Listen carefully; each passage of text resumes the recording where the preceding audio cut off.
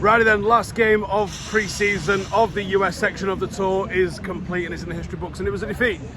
Borussia Dortmund beat us 3-2, and we saw about 60 minutes or so of a very, very rotated Manchester United side that, I'm going to be honest, I thought deserved more out of the game than they ended up getting. I thought for large portions of the game, that rotated side really started to put it on Dortmund. I thought there was some really good performances. I thought Forsen looked pretty good, bit selfish. But I get it, like I get what he was trying to do. He's trying to impress the manager. Then he gets taken off after 30 minutes and gets a bollocking pitch side, very public bollocking off the manager at pitch side, which I thought was quite interesting. Tom Heaton looked decent. I thought Brandon Williams looked decent. Dalot looked decent. Lindelof looked decent. Maguire got spun and ended up getting a bollocking off Onana in the second half. I think he goes. I don't really want to see him stick around at the club, but I also don't agree with the booing of him that I saw today. I think that's too far. Don't boo United players. They don't deserve that. In midfield, Christian Eriksen looked real nice and tidy. Jadon Sancho probably had, again, one of his better games, looked really positive. Maybe he needs to play a bit more in the 10, but he was also finding a lot of joy in the wide areas. I thought he was quite effective when he was going into the channel and he was trying to beat players. Some of the one-touch passing from United, particularly in the final third, was really, really encouraging in that first half. And then later in the game, obviously, we saw a massive rotation. Everybody new came on. I think there's still a few players that don't quite look like they're fully at the races, and I think Mason Mount is one of those. Doesn't look like he's quite caught fire yet. But I think Marcus and Luke Shaw as well have been pretty ordinary, right? And ordinary is not bad. People think ordinary means bad, but no, bad wouldn't mean bad. Good means good. Ordinary means, you know, it's acceptable, but come on, we know there's more in there. Let's see you hitting the levels that we know that you can hit. When we did rotate, we didn't actually, I guess we stepped up a little bit. It was a beautiful ball from Casemiro, the outside of his foot, that I thought Marcus could have done something a little bit with. And I actually think that you're going to see a few assists out of Onana as well. The headlines are probably going to be about Onana bollocking Maguire. I have no issue with it whatsoever. I believe there may be an issue with it inside the club. Maybe he had to apologise, but I don't have an issue with it. It was very Peter Schmeichel-esque, and he was pretty good. Probably the second best goalkeeper I've ever seen at United, behind Van der Sar. So I don't have a problem with that. That's a goalkeeper that is so confident in his own ability and so sure of what he wants his defence to be doing that he's got no dramas whatsoever. Couple of games in, immediately putting on Maguire's toes like that. And at the time that happened, I was stood at the back of the stadium watching it, and I was like, oh, Maguire's just been spun here. I didn't expect that from Onana, but I don't dislike that. I really think that players holding each other to account like that is a very, very positive thing. You're going to do the right thing more often than not. That was a pure Roy Keane, Peter Schmeichel, Brian Robson sort of moment, and it was really good. And I think while we're wrapping up what this US portion of the tour is, we've still got Dublin, obviously, and there's a game at Old Trafford, which I won't be at, but there is still that game to go. I think it's probably the right time to just say, listen, thank you to everyone that we've spoken to.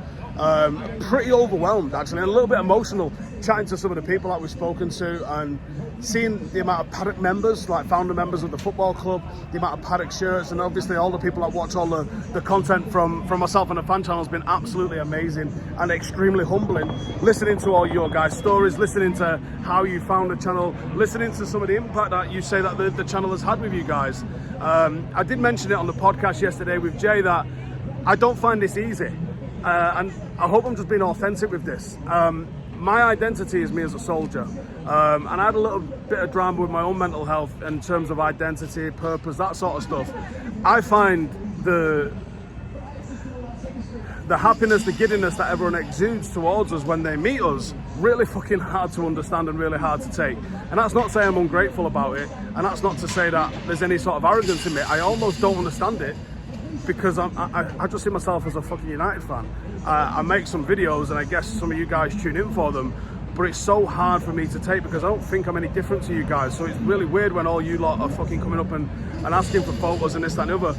We did a conference today, lucky enough to be on stage with Robbo and Chucky and Wes Brown, and then, you know, the amount of people we were having conversations and selfies and stuff with, I find it hard to do.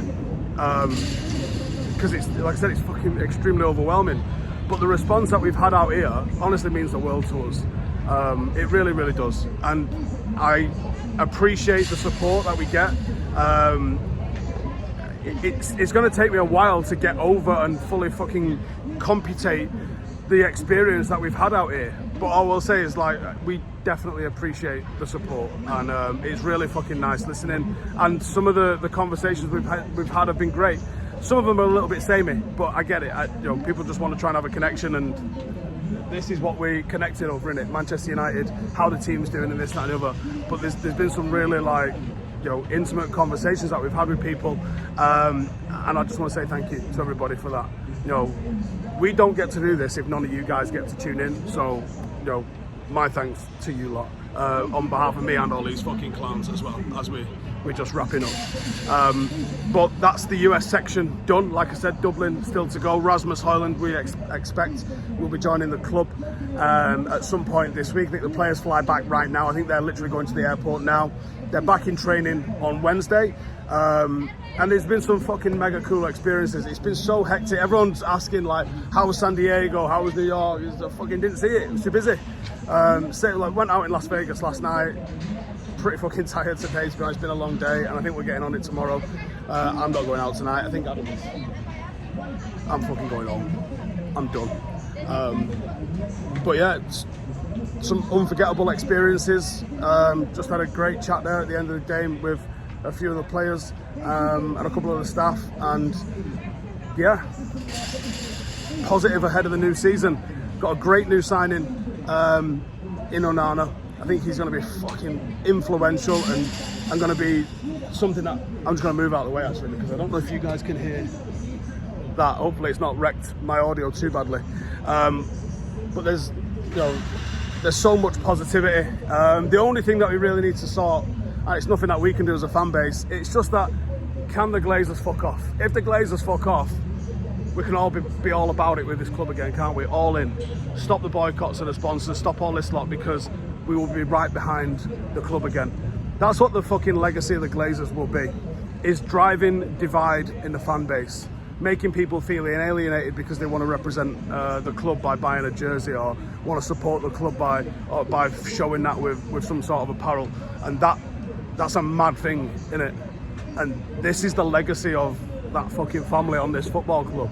That, the debt, allowing them to be overtaken by however many clubs in England versus when they took over, the lack of investments in the facility. Like, look, this facility, I know it's different in America, I know it's largely on the councils and the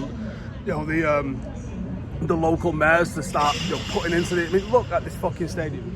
This is absolutely ridiculous, and inside it's absolutely ridiculous. It's embarrassing that Manchester United come and play here, and then we have to go home to Old Trafford, the biggest football club in the world, playing out of a fucking tin shed essentially when it comes to these sorts of facilities. That's the legacy of the Glazers. That's why they need to fuck off. We want someone that's going to sort of provide this sort of shit for the biggest football club in the world, and we can start acting like it and start being truly united behind it. You know what I'm saying? Peace, love, see you in a bit.